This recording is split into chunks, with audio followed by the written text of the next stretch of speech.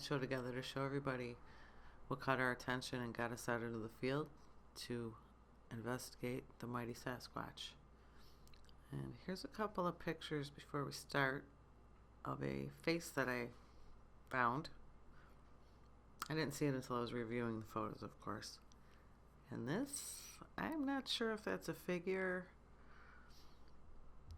or I don't think it's a stump.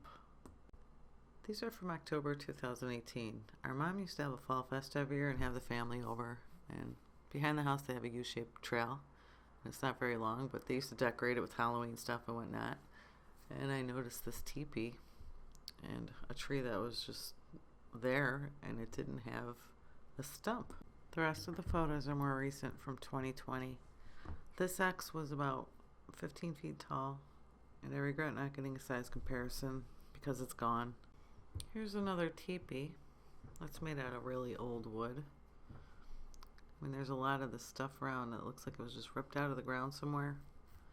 And like this double sapling over there going sideways. That was the first picture. And then we come back last weekend and it's standing up. Like, I know that the wind didn't do that. It doesn't just pick up saplings and whip them around. There's another teepee. We found so much wood that was stripped bark. Why?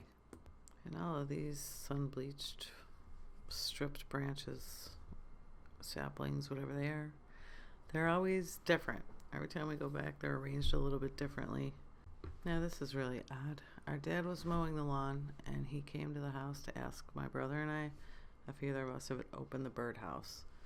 We didn't, and we went over there to check it out, and the latch is really, really hard to turn, so I can't blame a squirrel. Anyway, here's some more pictures of X's, branches stripped of bark.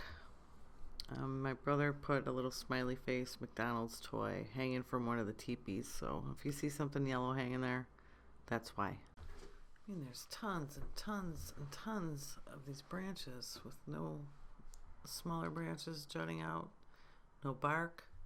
They don't belong there because these types of trees just aren't growing in this spot. And why do they drag everything to one place like they're collecting something?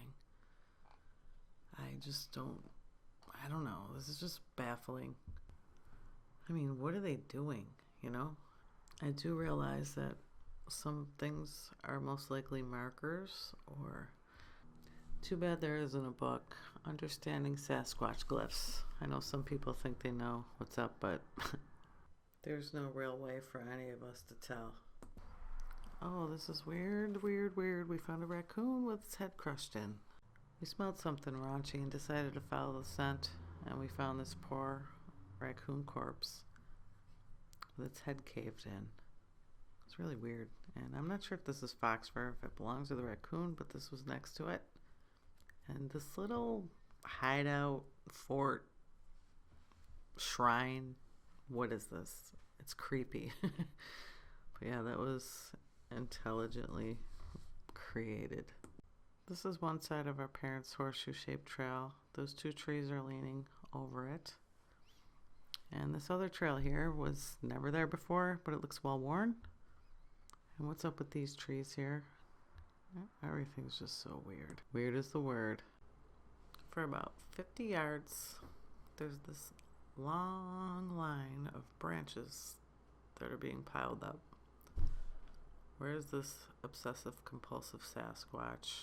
And why is he gathering and piling sticks like there's no tomorrow? I sure wish I knew and I could get a peek into their minds. These last few pictures here, it's just, I'm not sure if this is a figure worth looking at, but it just stuck out like a sore thumb to me, so I figured you can review it if you want to. The more eyes and ears we have, the better.